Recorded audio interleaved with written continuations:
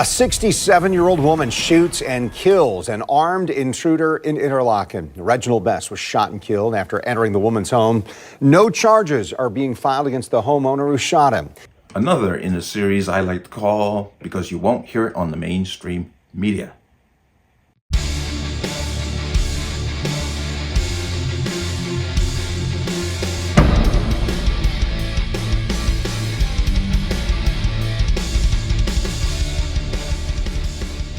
Welcome to another installment of the Connecticut Gun Bench. Today's video is brought to you by P.A.N. Firearms, LLC. P.A.N. Firearms, your NRA certification and multifaceted gun training. You can reach us at 203-300-6343 or use our website at www.panfirearmsllc.com. As always, there'll be a link in the description box below.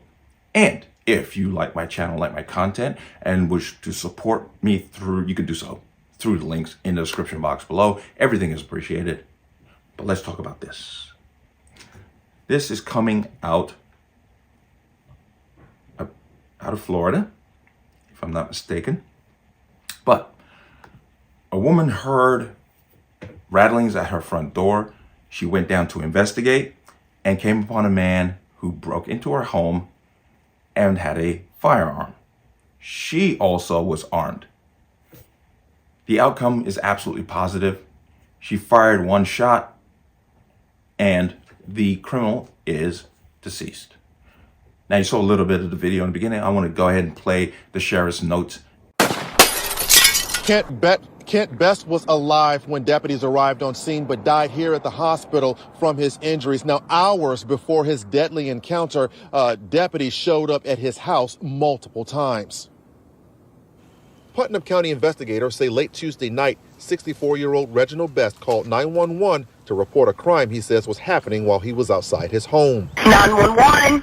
Yes, my house is being robbed. He told dispatchers that he was hiding in the woods in his backyard, and deputies went out there, checked everything out. Everything checked out. Nothing seemed out of place. Sheriff DeLoach says deputies could not find Best, so they left. Then hours later, another call to 911. But this time, Best tells the dispatcher he is inside his home while men in costumes are outside his door. What kind of costumes do they have on? Orange. Orange? Again, we got out there. Nothing seemed out of place. Best was nowhere to be found. Hours later, a third phone call to 911. But this time, it's Best's girlfriend telling a dispatcher her boyfriend climbed out this window and took off running down the street with a gun in his hand. Just as deputies were arriving for a third time, they learned another woman called 911 to report a person shot. The call came from a home less than a half-mile away. Deputies arrived at the home and found Best had been shot by the homeowner after the homeowner said he forced his way in. She wasn't alone in the residence. She also had her 90-year-old mother, who's an Alzheimer's patient, in the home with her. So had she not had the foresight to arm herself, there's a high probability we may be investigating a double homicide right now where Best would have been the suspect. Heard that and you saw that. Okay. Kudos to this woman. Like the sheriff said, if she wasn't armed, we'd probably be looking at a double homicide. I'll jump in here to Western Journal. Quote, and then it's titled out, Woman 67, hears front door handle shaking. She finds an armed man and shoots him dead. Deputies. Self-defense. A Florida woman shot and killed an armed man who attempted to open her front door in the middle of the night, according to police. Deputies in Putnam County reported the incident occurred in the early morning hours Wednesday in the small town of Interlaken, about 30 miles east of Gainesville. A 67-year-old woman told deputies was home alone when she heard the handle to her front door turn, and she made the decision to unlock it, according to a Facebook post by the Putnam County Sheriff's Office. She believed her husband might have been on the other side, so she answered the door. Now, there's one thing I always say, and I say this to my wife also. When you hear the doorbell ring, look out and see who's out there first. Don't open the door. But that was when 64-year-old Reginald Best barged in, according to the sheriff's office. The woman who was armed with a firearm told Best to leave the residence multiple times, the post said. The woman told deputies Best raised up both arms and she saw he had a firearm in his hand. The woman fired one fatal shot at Best and immediately dialed 911, according to the sheriff's office. It said numerous calls have been placed about the would-be home invader. Because of that, deputies were en route to the area at the time of the shooting. Deputies believe Best might have been in the throes of a mental episode. Okay, then go seek help. Don't pick up a gun and start breaking into people's houses. Okay? He may have been in a mental state, but obviously criminality was at the forefront of his mind. But, quote, prior to the shooting, deputies had received several erratic calls from Best and another female in the area. During one of the calls, Best had told dispatchers he was hiding from his neighbors and there were people in orange standing outside his residence, the sheriff's office said. In the call from the other female, she told dispatchers Best had jumped out of the window of a residence with a firearm and ran down the street. Putnam County Sheriff H.D. Gator Deloche praised the woman who shot Best for the action she took to save her life during and prior to her encounter with the 64-year-old.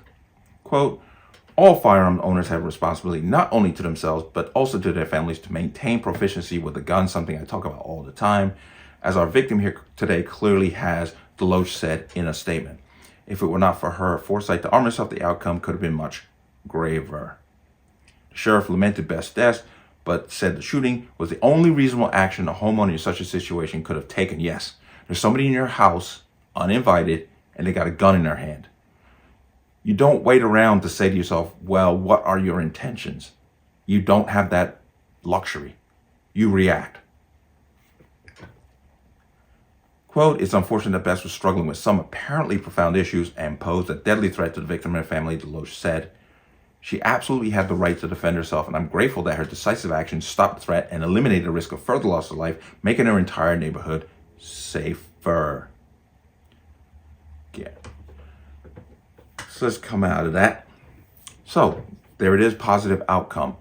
It's always the same situation or scenario that I paint. Imagine if he had come in and she didn't have a gun. Once again, you don't have the luxury of sitting around saying, what if? It's an immediate threat in front of you. You react accordingly. Positive outcome. And once again, this story is going to get no traction anywhere because a good citizen used a firearm for a positive outcome. And that does not fit their agenda.